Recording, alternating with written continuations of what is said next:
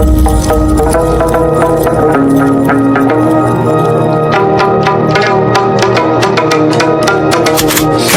الرحیم نحمده ونصلی علی رسوله الکریم اما بعد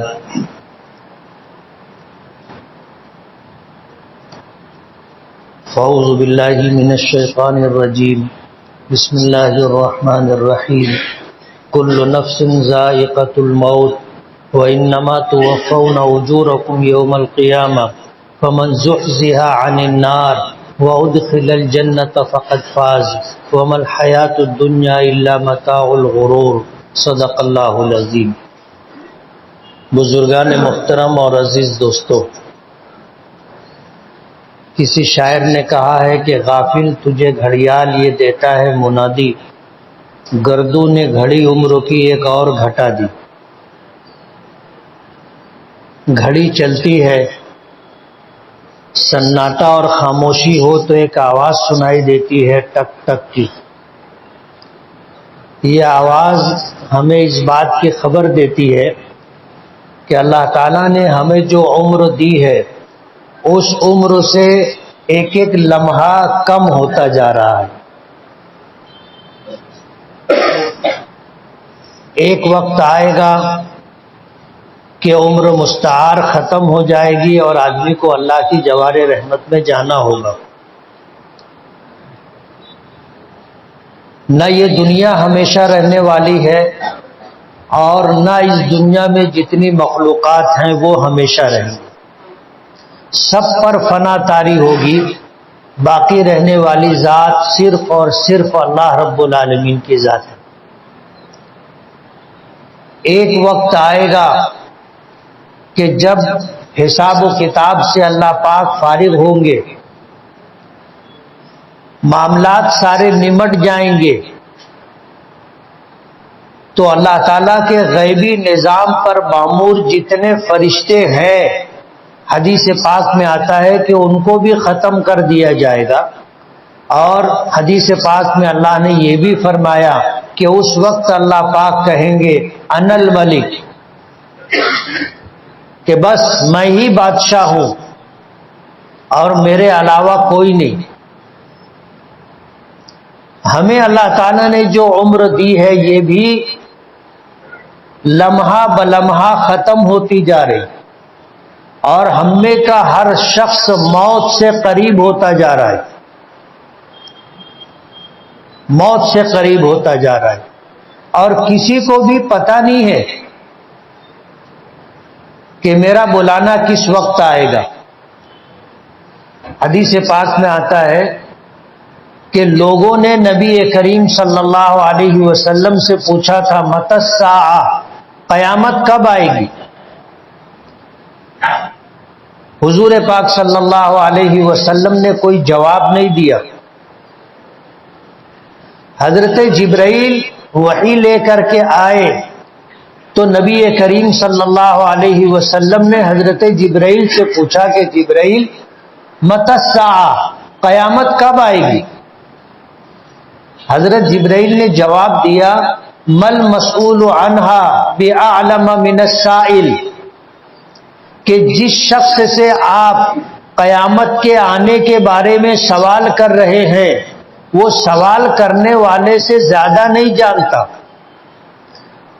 پوچھا تھا نبی کریم صلی اللہ علیہ وسلم نے، اور آپ سے پوچھا تھا لوگوں نے کہ قیامت کب آئے گی، تو آپ نے حضرت جبرائیل سے پوچھا تھا قیامت کب آئے گی، تو حضرت جبرائیل نے کہا کہ آپ پوچھ رہے ہو اور قیامت کے متعلق آپ کو پتہ نہیں ہے، تو جس سے پوچھ رہے ہو یعنی مجھ سے، مجھے بھی آپ سے زیادہ علم نہیں ہے۔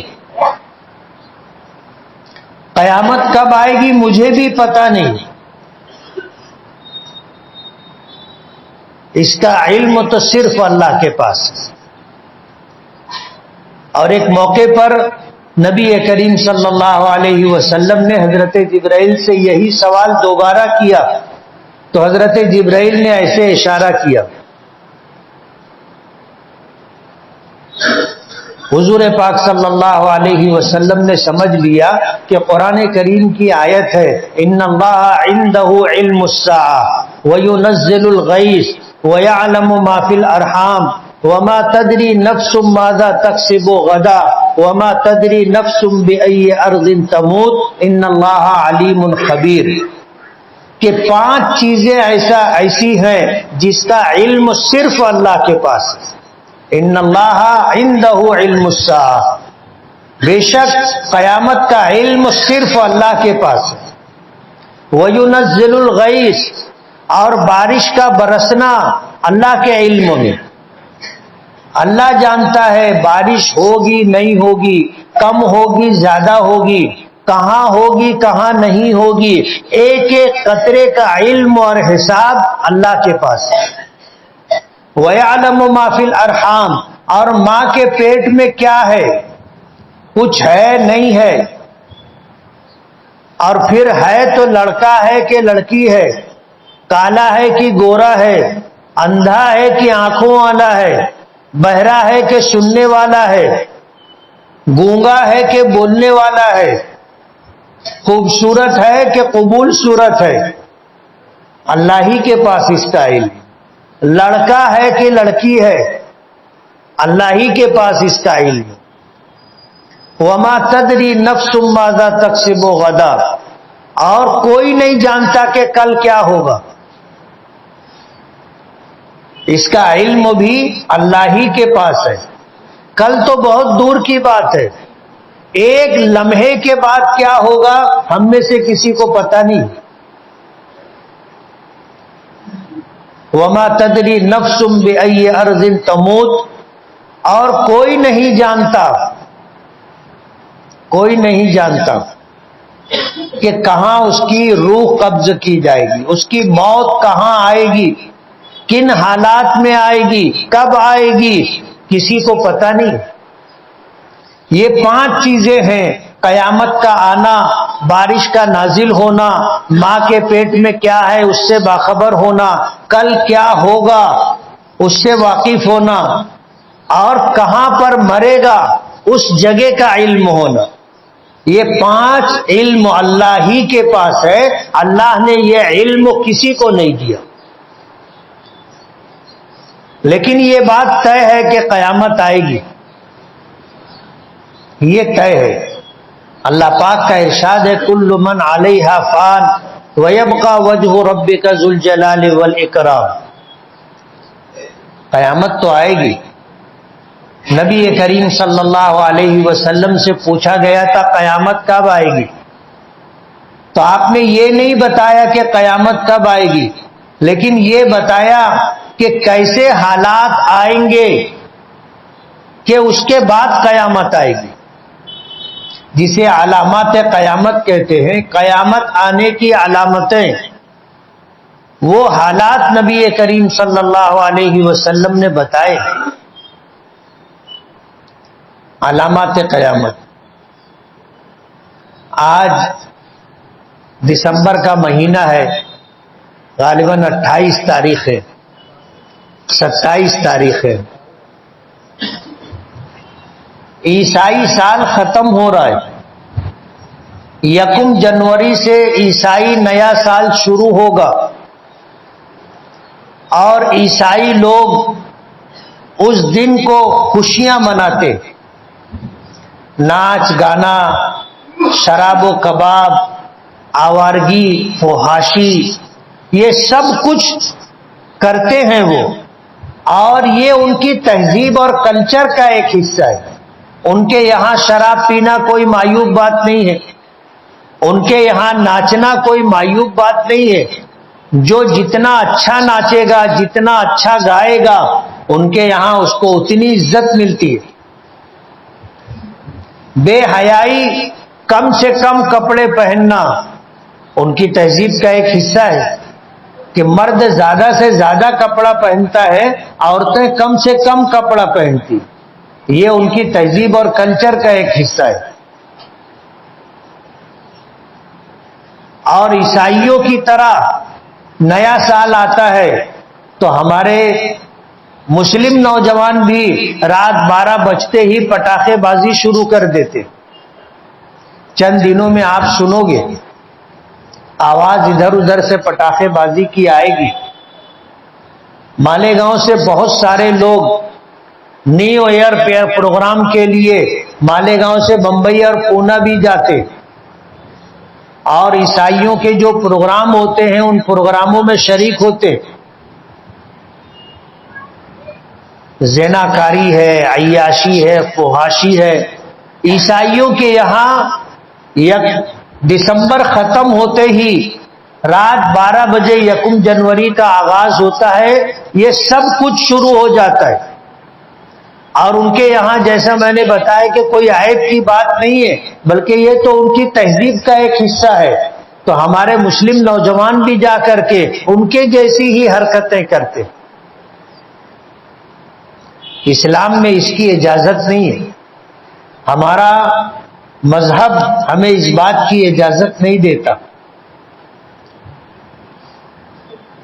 شراب ہے ہر حالت میں حرام، عیاشی ہر حالت میں حرام، زناکاری و فحاشی ہر حالت میں حرام، آوارگی ہر حالت میں حرام. خوشی کا موقع ہو، غمی کا موقع ہو، ہمیں احکامات دیے گئے کہ خوشی کے موقع پر ہم خوشی منائیں، لیکن اس کی ایک حد ہے. خوشی کا یہ مطلب نہیں ہے کہ آدمی کپڑے سے بے پرواہ ہو جائے. خوشی کا یہ مطلب نہیں ہے کہ اللہ اس کے رسول کے احکامات کو فراموش کر کے من چاہی زندگی گزارنے لگ جائے. خوشی کا یہ موقع نہیں ہے کہ اپنے پیسوں کو آگ لگائے. پٹاخے بازی کرنا کیا ہے؟ اپنے پیسوں کو آگ لگانا ہے. ایک زوردار خوفناک آواز سنائی دیتی ہے، لوگ ڈر جاتے. پیسوں کو آگ لگانا پٹاخے بازی سے ملتا کیا ہے؟ کون سی خوشی آدمی کو ملتی ہے؟ بچے ڈر جاتے ہیں، بیمار ڈر جاتے ہیں، بوڑھے ڈر جاتے ہیں، ہماری مائیں بہنیں خوف کھا جاتی ہیں. اسلام اس کی اجازت نہیں دیتا. فتح مکہ کا موقع تھا، نبی کریم صلی اللہ علیہ وسلم مکہ مکرمہ میں فاتحانہ داخل ہو رہے تھے. مکہ وہ شہر تھا جہاں کے رہنے والوں نے نبی کریم صلی اللہ علیہ وسلم کو مکے میں رہنے نہیں دیا تھا. دعوت و تبلیغ کی محنت کی وجہ سے مکے میں آپ کی زندگی تنگ کر دی گئی تھی. کون سا ایسا حربہ نہیں تھا جو آپ کے خلاف مکے کے لوگوں نے استعمال نہیں کیا. حد ہو گئی. آپ جب حرم کی طرف جانے لگتے تھے تو سیرت کی کتابوں میں آتا ہے کہ مشرکین کی عورتیں اپنے گھر کا کوڑا کرکٹ جمع کر کے رکھتی تھی، اور جب آپ جانے لگتے تھے تو آپ پر پھینک دیتی تھی. صحن کعبہ میں آپ نماز پڑھ رہے تھے، صحن کعبہ میں آپ نماز پڑھ رہے تھے تو ایک بدبخت نے کہا کہ فلاں قبیلے میں اونٹنی ذبح ہوئی ہے، اس کی اوج اور بچہ دانی کون ہے جو اٹھا کے لائے گا، اور جب یہ سجدے میں جائیں گے تو ان کی پشت پہ لا کے رکھ دے گا. ایک بدبخت تو اٹھا گیا اور اونٹنی کی اوج اور الاد لے کر کے آیا، اور جب ہمارے آقا صحن کعبہ میں سجدے میں گئے تو لا کر آپ کی پشت مبارک پر وہ غلاظت کا ڈھیر رکھ دیا. بوجھ اتنا تھا کہ آپ سجدے سے سر نہیں اٹھا سکے. حضرت عبداللہ ابن مسعود رضی اللہ تعالیٰ عنہ دیکھ رہے تھے، لیکن مجبور اتنے تھے کہ کچھ کر نہیں سکتے تھے. روتے ہوئے گھر گئے. حضرت فاطمہ رضی اللہ تعالی عنہا سامنے آئی تو ان کو بتایا کہ ایسے حالات ہیں. حضرت فاطمہ روتے ہوئے آئی اور آ کر آپ کی پشت مبارک سے غلاظت کے اس ڈھیر کو ایسے دھکا دے کر کے نیچے گرایا. مکے کے لوگوں نے یہاں تک کیا، حد کر دی کہ آپ کو قتل کرنے کی سازش کی گئی. دار الندوہ میں جمع ہو کر کے تمام قبیلے کے سرداروں کو بلایا اور مشورہ کیا کہ کیا کرنا چاہیے. ہم نے تو سب حربہ استعمال کر لیا اور ان کو روکنے کے لیے ہر تدبیر اختیار کر لی، لیکن یہ دعوت و تبلیغ سے رک نہیں رہے. ابلیس بھی ایک بوڑھے آدمی کی شکل میں جا کر کے مجلس میں شریک تھا.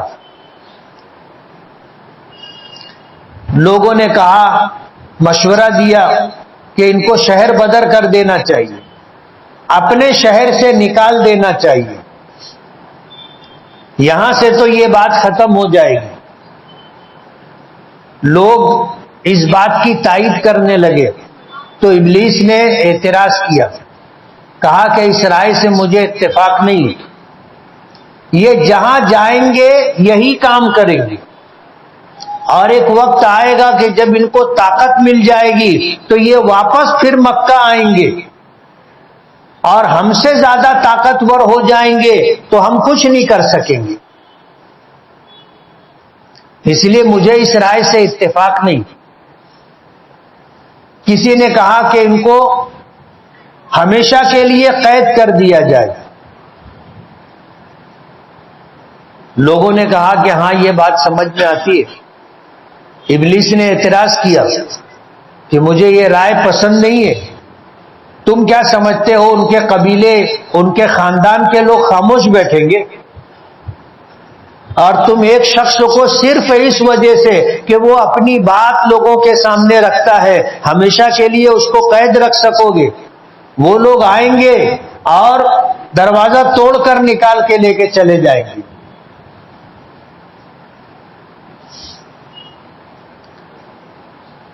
تو لوگوں نے پھر ابلیس سے ہی پوچھنا شروع کیا کہ جب تم کو پہلی رائے پسند نہیں ہے، دوسری رائے سے اتفاق نہیں ہے، تو کرنا کیا چاہیے؟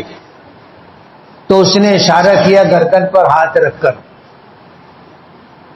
قتل کر دینا چاہیے. لوگ سناٹے میں آ گئے، تھوڑی دیر تک خاموش رہے اور کہنے لگے کہ یہ کیسے ممکن ہے؟ یہ ممکن نہیں ہے. اگر ہم ان کو قتل کریں گے تو دیت اور قصاص میں ہم کو قتل کر دیا جائے گا. تو ابلیس نے کہا کہ ہر قبیلے سے ایک ایک آدمی لیا جائے اور ایک جماعت تیار کی جائے اور یہ جماعت ایک ساتھ حملہ کر کے ان کو قتل کر دے. تو ان کے قبیلے کے لوگوں میں، خاندان والوں میں اتنی طاقت نہیں ہوگی کہ وہ سارے قبیلوں سے جنگ کریں. مجبور ہو جائیں گے. ہم راستہ یہ طے کریں گے کہ اگر قتل کیا گیا ہے تو دیت لے کر کے معاملہ ختم کر دیا جائے، اور دیت میں 100 اونٹنی دینا ہے تو ہم سب مل کر کے 100 اونٹنی دے دیں گے، قصہ ختم ہو جائے گا. لوگوں نے کہا کہ ہاں ایسا ہو سکتا ہے. اور پھر ہر قبیلے سے نوجوانوں کو لے کر کے ایک ٹیم تیار کی گئی جس نے نبی کریم صلی اللہ علیہ وسلم کے گھر کو گھیرا اور قتل کرنے کے ارادے سے جمع تھے. حضور پاک صلی اللہ علیہ وسلم کو من جانب اللہ خبر دی گئی. حضرت جبرائیل نے آ کر کے بتایا کہ مکے کے لوگ آپ کو قتل کرنے کے لیے آپ کے در دولت کو گھیرے ہوئے ہیں. حضور پاک صلی اللہ علیہ وسلم نے حضرت جبرائیل کو اپنی جگہ اپنے بستر پر لٹایا اور آپ اللہ کا نام لے کر کے نکلے. حدیث پاک میں آتا ہے کہ چوکھٹ پر دروازے پر آئے، زمین سے ایک مٹھی مٹی اٹھائی اور شاہت الوجوہ کہہ کر کے پھینکا تو یہ مٹی سب کی آنکھوں میں چلی گئی جو آپ کے گھر کو گھیر کر کے کھڑے تھے. قرآن کریم میں اللہ پاک نے فرمایا وَمَا رَمَيْتَ إِذْ رَمَيْتَ وَلَكِنَّ اللَّهَ رَمَى، یہ مٹی جو تم نے پھینکی ہے تم نے نہیں پھینکی ہے، ہم نے پھینکی. اور ہر ایک کی آنکھوں میں مٹی کا جانا یہ ہماری قدرت ہے. سب لوگوں نے آنکھ بند کر لی اور حضور پاک صلی اللہ علیہ وسلم ان کے درمیان سے نکل کر حضرت ابوبکر صدیق کے گھر گئے. حضرت ابوبکر صدیق کو لیا غار ثور میں گئے, 3 دن غار ثور میں رہے. اس کے بعد وہاں سے مدینہ نکلے اور 14 دن کا سفر کر کے آپ قبا پہنچے اور پھر وہاں سے مدینہ منورہ پہنچے. اور اس طرح مدینے میں رہے کہ مکے والوں نے مکے سے تو نکالا تھا, مدینے میں بھی چین سے بیٹھنے نہیں دیا. مدینے پر لشکر لے کر کے جاتے تھے, چڑھائی کرتے تھے. 1 2 نہیں 22 غزوات و سرایا پیش آئے, 22 جنگیں ہوئی. کچھ جنگوں میں حضور خود شریک رہے اور کچھ جنگوں میں حضور نے کسی کو ذمہ دار اور امیر بنا کر کے روانہ کیا. 22 جنگیں ہوئی. اس کے بعد ایک وقت آیا کہ اللہ نے مکہ مکرمہ پر فتح عطا فرمائی. حضور مکے میں فاتحانہ داخل ہو رہے تھے, آپ کی پیشانی اونٹنی پر بیٹھے ہوئے تھے, اتنی جھکی ہوئی تھی کہ اونٹنی کے پالان سے لگی ہوئی تھی. حضرت اسامہ ابن زید آپ کے ساتھ اونٹنی پر سوار تھے, اچھلنے لگے خوشی کی وجہ سے. تو حضور نے فرمایا علیک یا اسامہ, اسامہ حرکت بند کرو. میری شریعت میں خوشی کے موقع پہ ناچنا جائز نہیں ہے, حرام ہے. غمی کے موقع پر رونا, چلا کر کے رونا, نوحہ اور ماتم کرنا حرام ہے. ہمارے لیے خوشی کی بھی ایک حد ہے اور غم منانے کی بھی ایک حد ہے. ہم خوشی میں بھی آپے سے باہر نہیں ہو سکتے, اور غم کا غم پیش آیا تو ہم یہ نہیں کر سکتے کہ اپنے کپڑے پھاڑے, مٹی اٹھا کر سر پر ڈالے, سینہ کوٹے, چہرہ پیٹے. اس کی ہمیں اجازت نہیں. رونا فطری بات ہے, رونا فطری بات ہے, لیکن چلا کر کے رونا, بول بول کر کے رونا, اس کی اسلام اجازت نہیں دیتا. سال ختم ہو رہا ہے, یہ کوئی خوشی کا موقع نہیں ہے, بلکہ اللہ نے جو ہمیں عمر دی تھی اس میں سے 1 سال اور کم ہو رہا ہے. ہم اور موت کے قریب پہنچ رہے. اس موقع پر ہمیں کیا کرنا چاہیے؟ اللہ والے تو روزانہ اپنا محاسبہ کرتے ہیں کہ صبح سے میں اٹھا تھا, رات سونے تک میں نے کیا کیا, کتنی نیکیاں کی, جانے انجانے میں مجھ سے کتنی کوتاہیاں اور گناہ ہو گئے.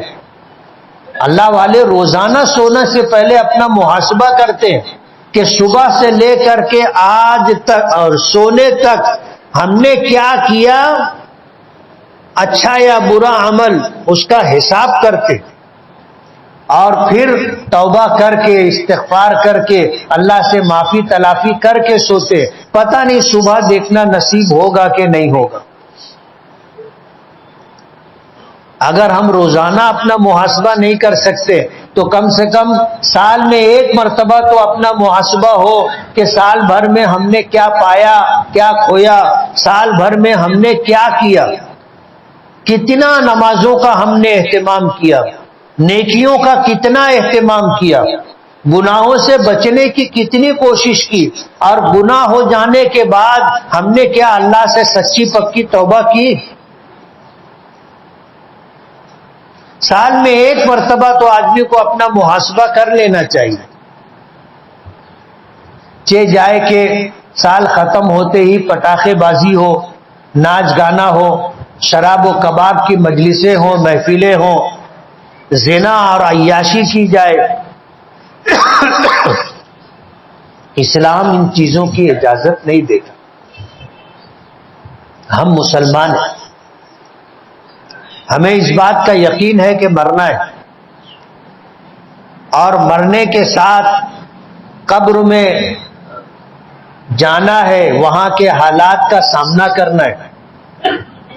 ہمارا ایمان ہے کہ قبر کا عذاب برحق ہے, اس سے بچنے کی تدبیریں ہم کو اختیار کرنا ہے.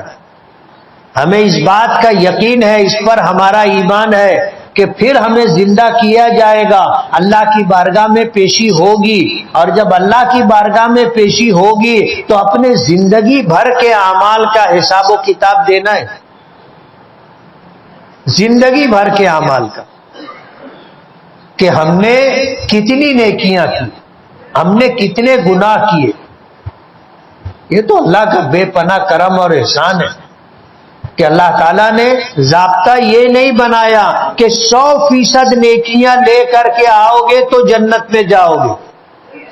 اللہ نے یہ ضابطہ نہیں بنایا، اللہ نے ضابطہ یہ بنایا کہ اگر 51% نیکی بھی لے کر کے آؤ گے تو انشاءاللہ جنت میں جاؤ گے۔ ایمان شرط ہے۔ آتا ہے نا حدیث پاک میں کہ نیکی اور بدی تولی جائے گی۔ جب بندہ اللہ کی بارگاہ میں پیش ہوگا تو اس کے نام اعمال لائے جائیں گے، اس کی نیکیاں، اس کے گناہ لائے جائیں گے، اور ترازو ہوگا، ایک پلڑے میں اس کی نیکیاں، دوسرے پلڑے میں اس کے گناہ رکھ دیے جائیں گے، اور اللہ اپنی دست قدرت سے اٹھائے گا تو ترازو میں جو پلڑا جھکے گا اس کے لیے ویسا فیصلہ ہوگا۔ یہ تو اللہ کا کرم ہے کہ اللہ نے ہم کو 100% نیکیاں لے کر کے آؤ گے تو جنت میں جاؤ گے، یہ ضابطہ نہیں دیا۔ اگر یہ ضابطہ دے دیا گیا ہوتا تو شاید ہم میں سے کوئی بھی جنت میں نہیں جا سکتا۔ اسی لیے کہ نبی کریم صلی اللہ علیہ وسلم نے فرمایا کلکم خطاؤن، تم سب خطاوار ہو، تم سب خطاوار ہو۔ انسانوں سے گناہوں کا صادر ہو جانا یہ اس کی زندگی کا ایک حصہ ہے۔ نفس اور شیطان برائیوں کی طرف لے جانے کے لیے لگے ہوئے ہیں۔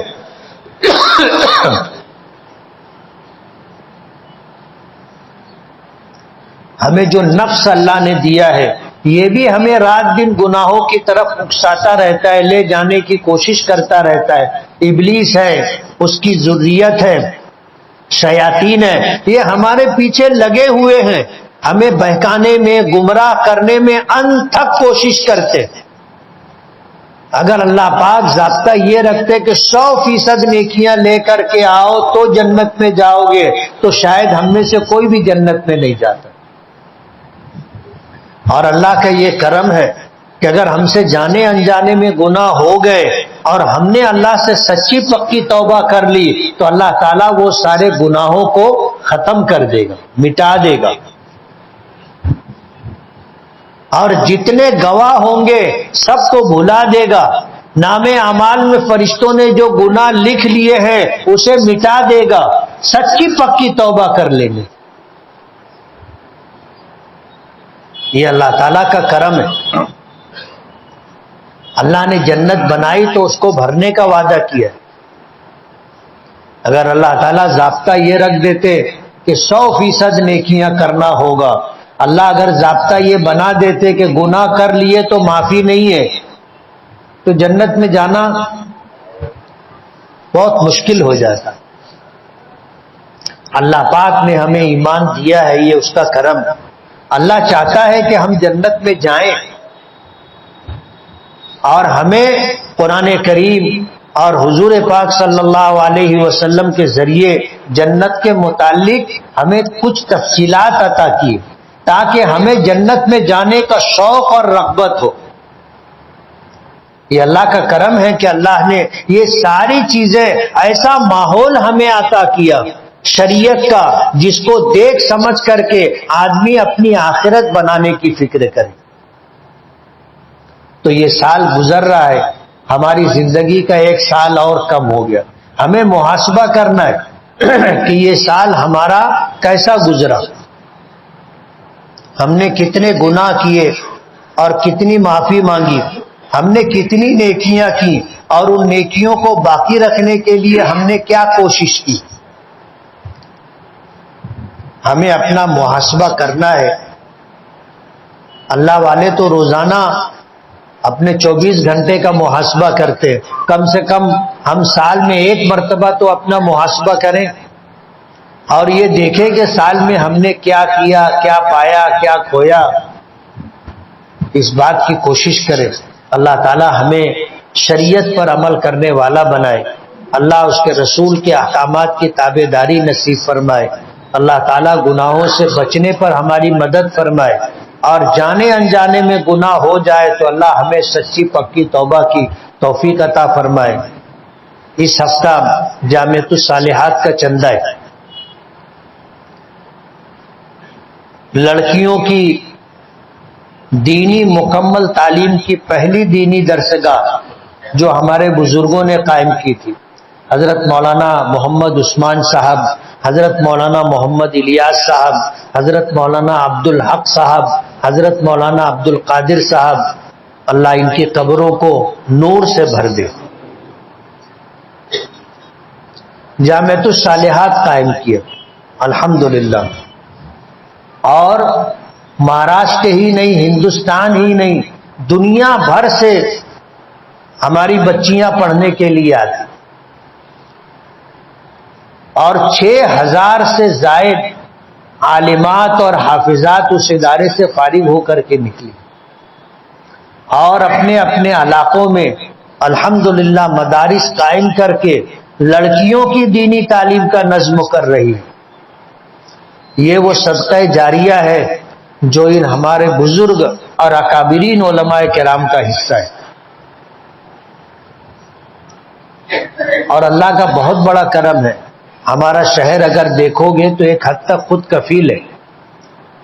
ہمارے یہاں مدرسے کے ذمہ داروں کو بیرون شہر چندے کے لیے بہت کم جانا پڑتا ہے۔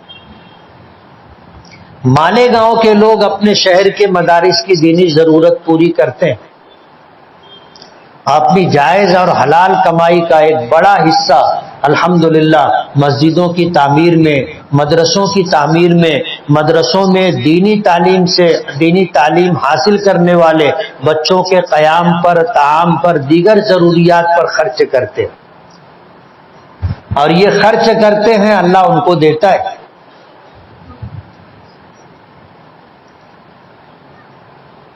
کہتے ہیں نا، جو خرچ کرتا ہے اللہ اس کو دیتا ہے، اور ایک فرشتہ دعا کرتا ہے۔ بخاری شریف میں حضور پاک صلی اللہ علیہ وسلم نے اس بات کی ہمیں خبر دی کہ صبح ہوتی ہے تو ایک فرشتہ اعلان کرتا ہے کہ اللہ جو خرچ کر رہا ہے اس کو بدل عطا فرما، اور جو روک روک کر کے رکھتا ہے اس کو ہلاک اور تباہ کر دے۔ دعا بھی دیتا ہے، بد دعا بھی دیتا ہے۔ تو اپنے سے جو بن سکے ہم ادارے کے تعاون میں ضرور حصہ لیتے رہے۔ جامعۃ الصالحات کی طرف سے کچھ احباب آئے ہیں جو دروازوں پر نماز کے بعد آپ کے تعاون کے منتظر ہوں گے، آپ ان کا تعاون کریں۔ جن حضرات نے سنت نہ پڑھی وہ سنت پڑھ لیں۔